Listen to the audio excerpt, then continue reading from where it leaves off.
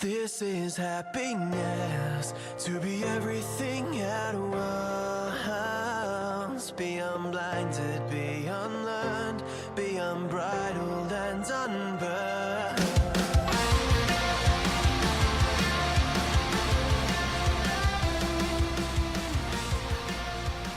Hey everyone, welcome back to a brand new episode of Mood Prep. My name is Dave Nixon, and today we're going to pull apart a question that I got on the old Gram, the old IG. I did the ask me a question, and I mentioned that the most interesting ones, which kind of meant more so the ones that required the most pulling apart, I would actually answer on the podcast. And so one of the questions I received, which was, how do you deal with negative vibes from people you can't remove from your life, in brackets, fam?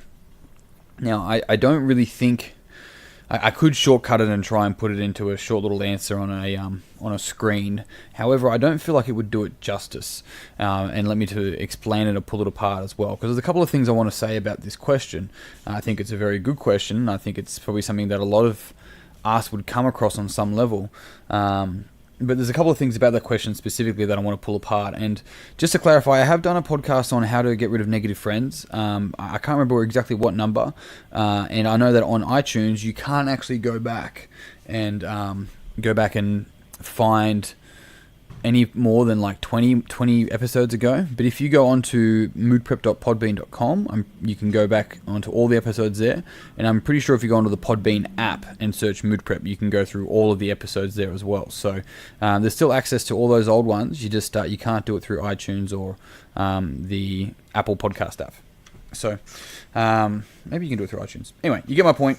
I've done something similar, but I want to talk about this one specifically because this one specifically says family, right? That was the in brackets. Now, the first thing though is that the question says, how do you deal with negative vibes?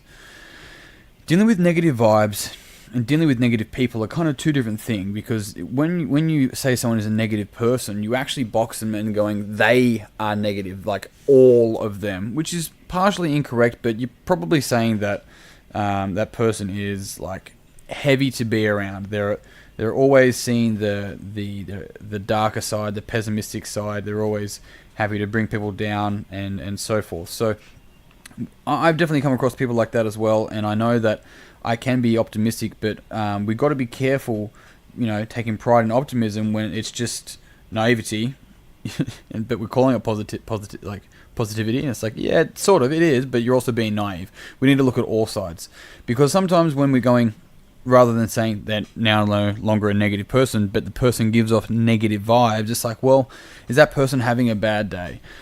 Is that person just resentful because you're doing the thing they wish they could do? And it may not actually be the activity that they're resentful of, but the fact that you're doing something that you want to do with your life, right? I've had plenty of clients and I've talked to plenty of people before that have been in this boat where it's kind of like they'll have relatives that are like, you shouldn't do that, it's too dangerous, it's too risky, why don't you go get a real job?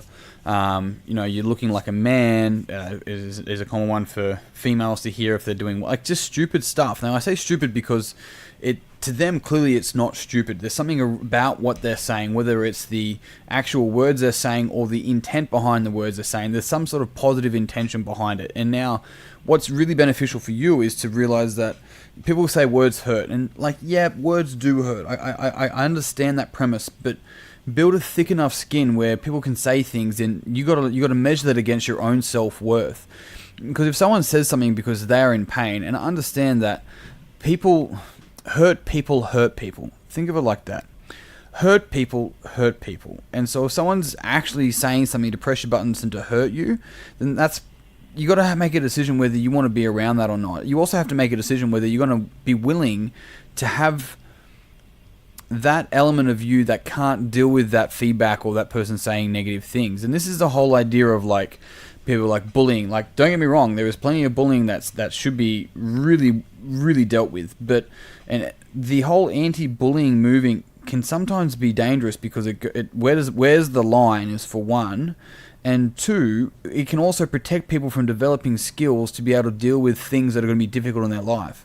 And so it's not like everyone should be bullied and no one should be bullied. There's too many grey areas, and I don't know where it is. So that's not what this podcast is about. What this podcast is about is being able to build a strong enough defense mechanism with your own self-confidence and your own self-awareness and your own self-worth, that the words of the people around you aren't as important as the words that you are able to be honest with yourself about.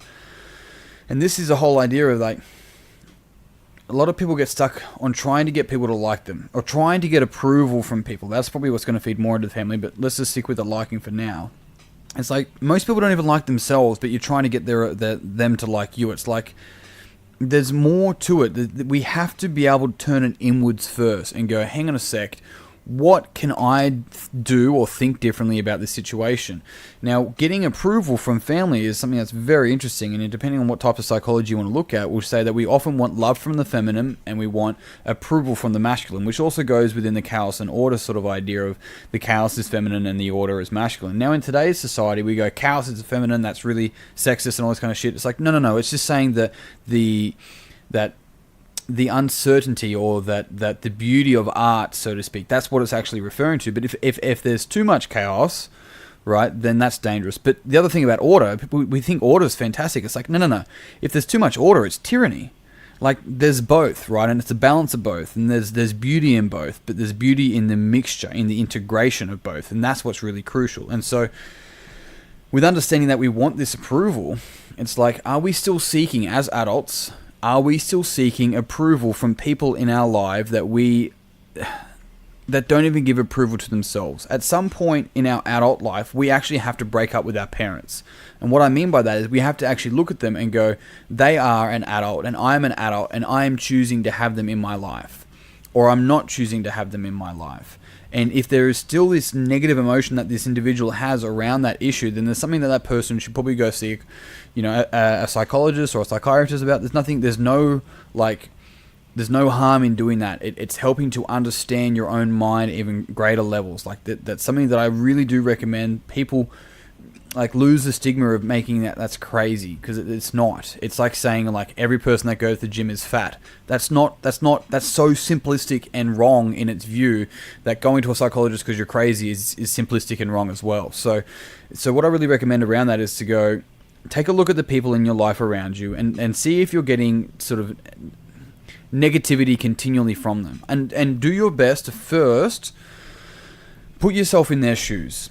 I know a lot of the time is that I've known people, I'm putting myself in this bracket here, to be really like, oh, this person thinks this and that, and they say this, fuck them, fuck that.